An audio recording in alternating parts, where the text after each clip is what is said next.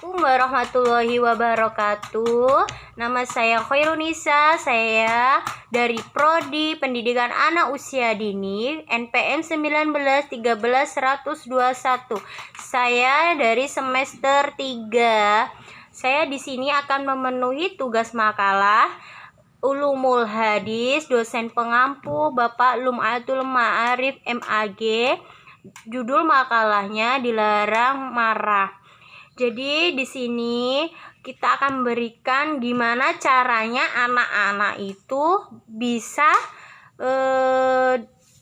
mengenal, oh kok bisa ya marah itu dilarang. Kapan marahnya itu boleh, kapan marahnya itu tidak boleh. Jadi di sini kita harus tahu dulu definisi marahnya dulu ya. Marah merupakan sebuah perasaan emosi yang familiar dalam sehari-hari. Biasanya ketika seseorang marah akan digambarkan dengan perilaku diam atau bahkan menarik diri, juga bisa sampai pada hal yang mencederai diri sendiri atau orang lain. Biasanya orang itu marah itu diem, karena biasanya banyak omongnya, banyak senyumnya, tiba-tiba kok diem, oh berarti orang itu marah ya. Biasanya kalau seperti itu ya memang marah ya bun. Terus biasanya kalau dalam bahasa Arab tuh khodop tuh marah. Biasanya anak-anak pesantren nih tahu nih kalau khodop itu marah. Ojo sampai abah ya ini khodop gitu. Biasanya ngonten. Oke, itu definisi marah ya. Jadi kapan ya marah itu boleh? Misalnya kalau kita disentuh anak kita, misalnya barang yang tidak boleh disentuh, mungkin anaknya sendiri pasti akan marah. Jangan disentuh, ini tidak boleh, kata ayah sama bunda, ini tidak boleh disentuh. Itu boleh marah karena ada sebabnya. Yang gak boleh itu yang gak ada sebabnya, marah apa yang gak tahu.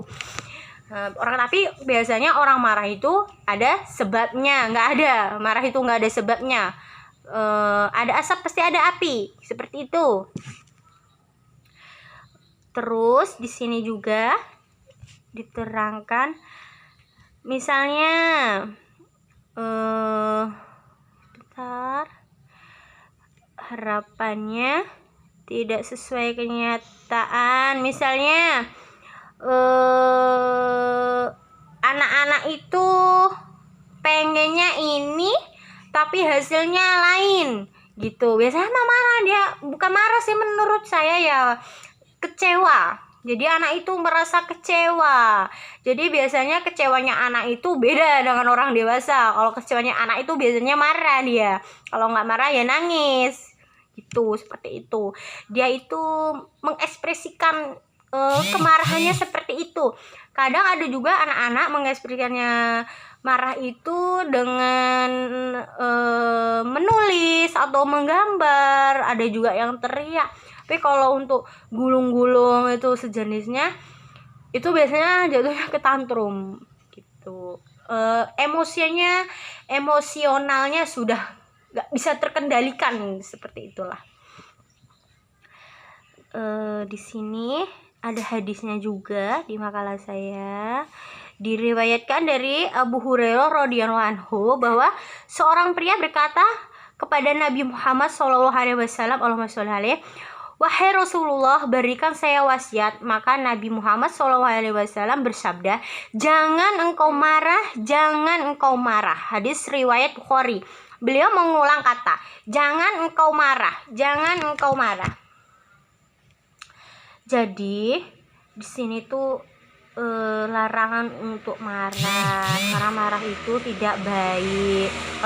Biasanya kalau ngasih tahu anak-anak tuh marah itu temannya syaiton. Jadi anak tuh jarang ya, biar ada paham. Oh jadi bunda, kalau marah itu berarti temannya syaitan ya bunda. Iya, tapi kalau digangguin terus aku marah gimana bunda? Itu mungkin pertanyaan yang sangat bagus gitu. Menurut saya anak-anak yang bertanya seperti itu sangat bagus. Oke, misalnya kalau saya digangguin bunda, apakah saya boleh marah? Bilang saja cukup gini, udah jangan ganggu saya mau belajar, pindah tempat saja. Kalau kita ngeladenin berarti kita sama gitu. Itu kalau nasihat saya sama anak, seperti itu.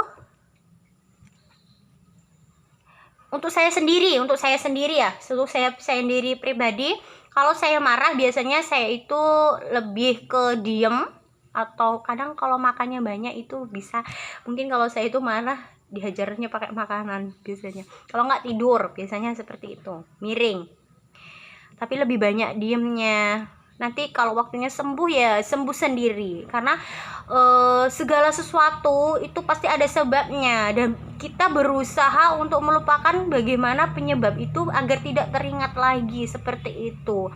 Itu menurut pengalaman saya pribadi sendiri, karena saya sendiri tidak mungkin ada kata marah gitu aja, namanya manusiawi. Nih diterangin di sini ada diam. Nah, ini seperti saya biasanya diam. Membaca tawaud itu loh, yang a'udzubillahi minasyaitonirrajim. Itu nomor 2 ya, udah dapat 2. Terus nomor 3 berganti posisi. Misalnya kalau kita duduk masih merasa marah, biasanya gitu duduk mereng, kalau nggak mereng ya pindah posisi, seperti yang saya katakan tadi sama anak-anak yang tanya sama saya. Jadi dia itu tak suruh pindah aja tempatnya gitu. Mengambil air wudhu udah nggak ada ya, itu semuanya nggak bisa, sekarang ambil wudhu gitu.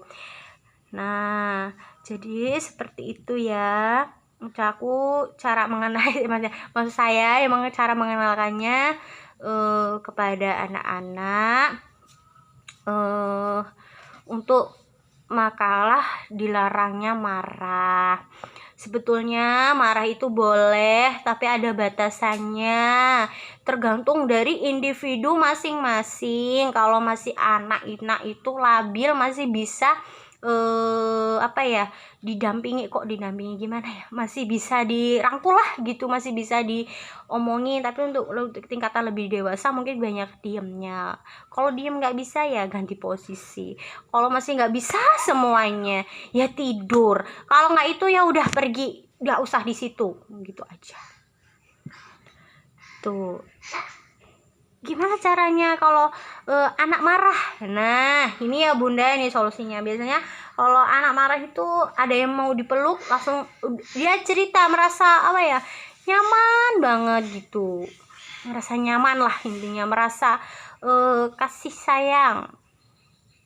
Terus habis itu ditanya apa sih sebabnya kok misalnya Mbak A ini marah, terus ditanya sebabnya apa, terus baru tahu, baru beri nasihatnya gitu loh.